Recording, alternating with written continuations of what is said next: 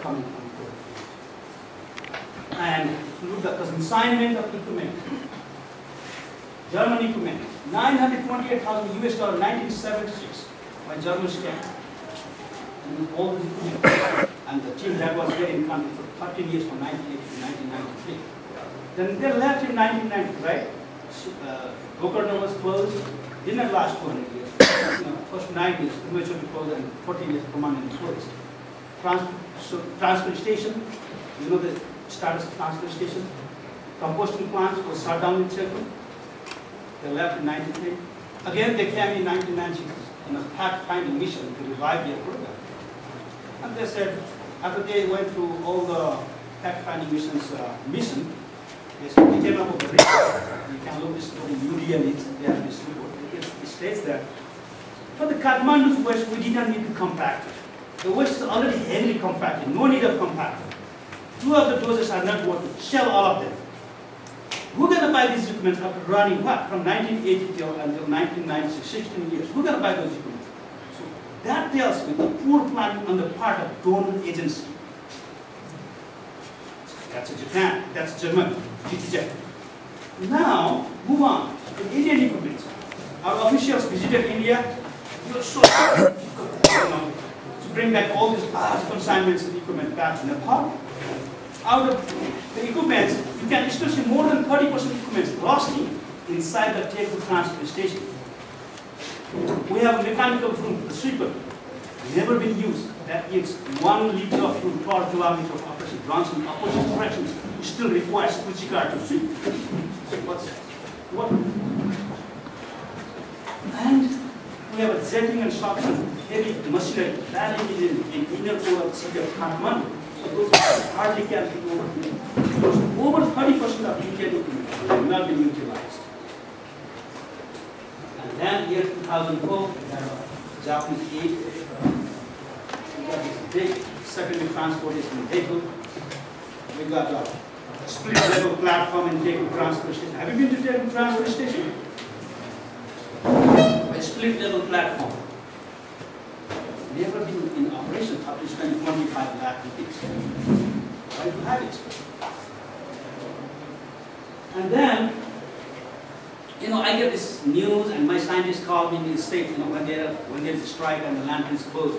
We have about 4,000 metric tons of waste. It will take a week for us to haul all this waste to Cisco once it's open. We have all this equipment, 17 multi-compactor and 18 different containers. Why can't we utilize those equipment? They cannot fit inside the inner walls of Kathmandu. So no use of it. It takes as long as it was, it took us for a week to pile up that waste. It's going to take another week just to clear that much waste. Excuse me. So, what does that tell me? So these aid programs were not evaluated in a way to treat the reality of the ground. They were not consulted with the people at the local level who are working in the municipalities or in the landfills. Basically, people at the ministry or the embassy, basically, that's how things are done. But that is not the ground reality. If that is the case, why would it is aid? Again, time and again, solid waste management has been squandered in Nepal, irrespective of the sector. Solid waste management is no exception. So with that, here are my conclusions. Generation capacity management. Waste quantities are underrepresented.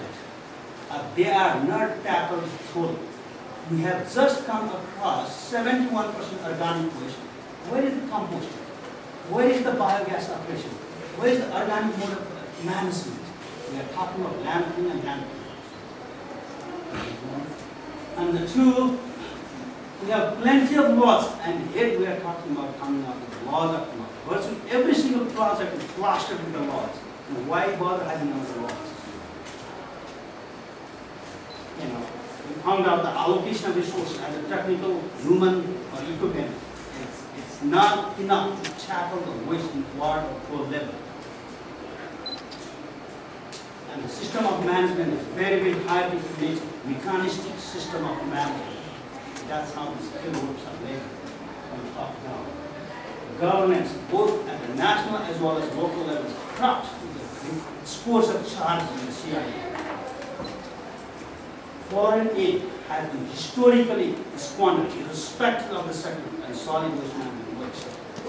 So these are my conclusions. That with any study, you've got to have prescriptions. So what is my solution? So when I left Johns Hopkins, that's where I left, with my solutions to my prescriptions. Okay? I want our city of Kathmandu to be divided in 5 to 6 different zones where Kuchikas are still going to collect the waste by shipping. We must not forget emotional, cultural, traditional attachment and the experience these Kuchikas bring in the mode of operation here in Kathmandu. Kathmandu is not my hometown in California. We've got to act what is good for Kathmandu. So we have to continue to utilize Kuchikas' emotional attachment in waste management. They will continue to sweep the street waste and consolidate in each of these schools that they are working. Then we're going to register the escape and they will be registered, they will be brought into the mainstream waste management. They will, together with the local and NGOs and private organizations, will bring the waste from house to house in one of the 6 zones. Here you have Kuchikas shooting in one of the 6 zones. Here you have private haulers, NGOs bringing waste from each of the tolls at that one of the 6 zones. And then you have this registered escape handlers. They will segregate waste into organic, recyclable, and residual waste. So organic will be composted. Recyclable waste will be sold to scrap dealers, and the proceeds from recycling will be utilized to pay the escape handlers. Whereas establishing this mechanism, there is a local development fee from Ministry of Local Development, the 1.5% fee that is derived from import items. Some portion of that comes from municipal. It was as high as 61%. Some portion of that fee will be utilized to organize this mode of operation at the beginning. Later on, with the researchers from Tribhuvan University, myself, and other colleges, when we know about the good science behind composting biogas to energy, perhaps we can sustain this capacity for Kathmandu. If we do that, we will only need to deposit residual waste. That's very minimal. That could be used as a filling materials for constructions or exchange materials for construction of road and exchange materials for construction houses and so forth. So we're talking very minimal residual waste. And then, since we have already invested so much in the Bansare Dam, if that goes well, we probably can go with the recycling processing center over there. If not, we can come up with only one regional landfill, small scale landfill, just to take care of residual waste for the city, Kathmandu Valley together. Even for that, only absolutely required foreign aid are to be requested. And every single penny of foreign aid must be accounted. And transparency is upheld with a periodic public hearing. If that can be done together, there's a question again, what to do with the non-hazardous industrial waste from outlying areas or villages around the city of Kathmandu. We can let that waste be taken care of by the private entities.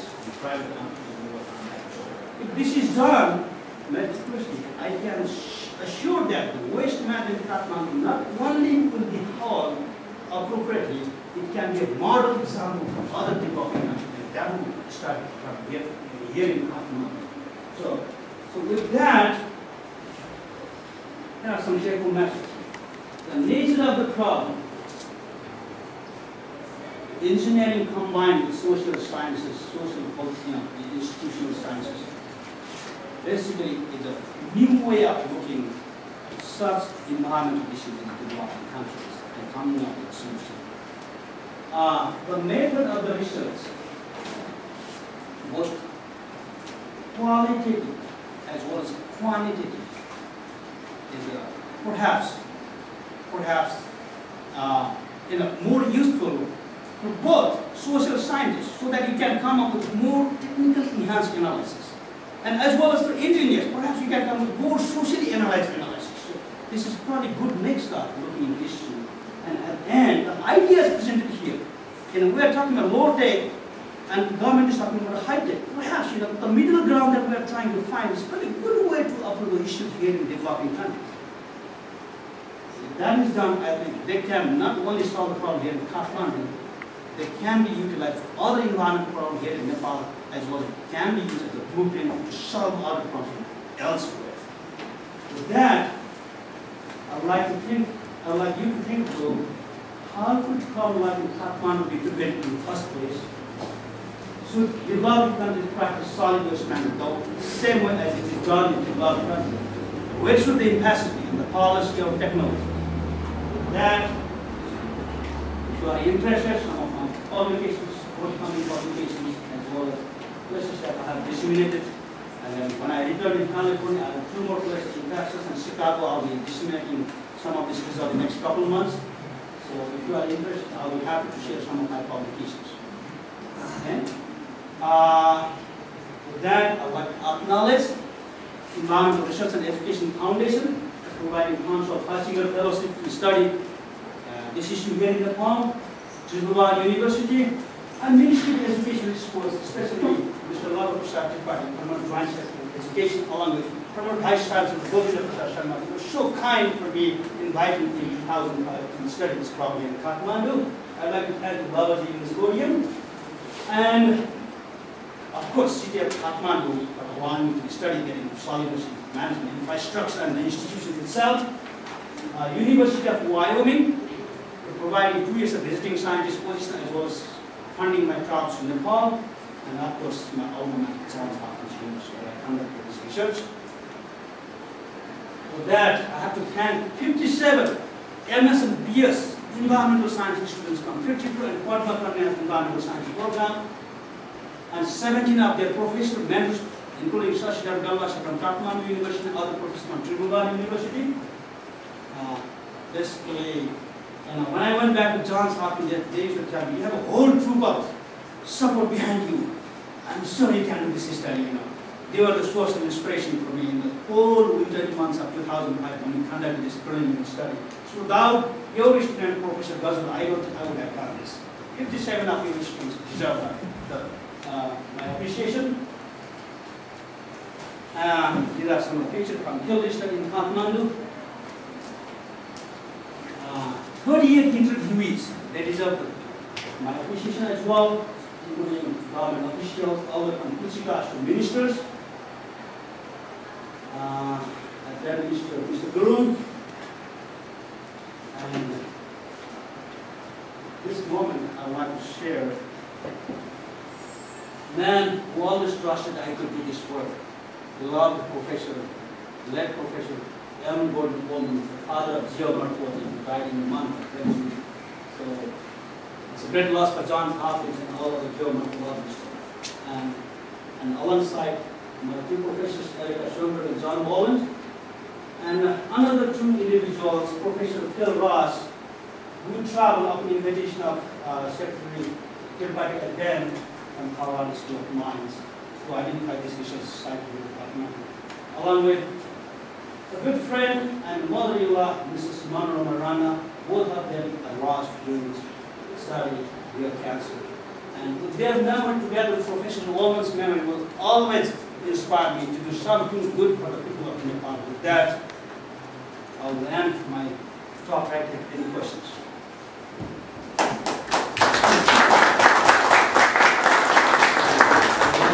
Outstanding presentation by Dr. Dangi. This is very interesting and very thought-provoking for everybody. So you have a lot of research you have done in Kathmandu with a lot of people behind you that you have already expressed that.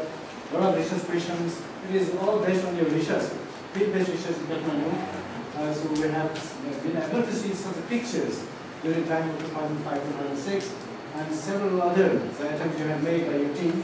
So now you have several questions, you have several answers as well, and then you have some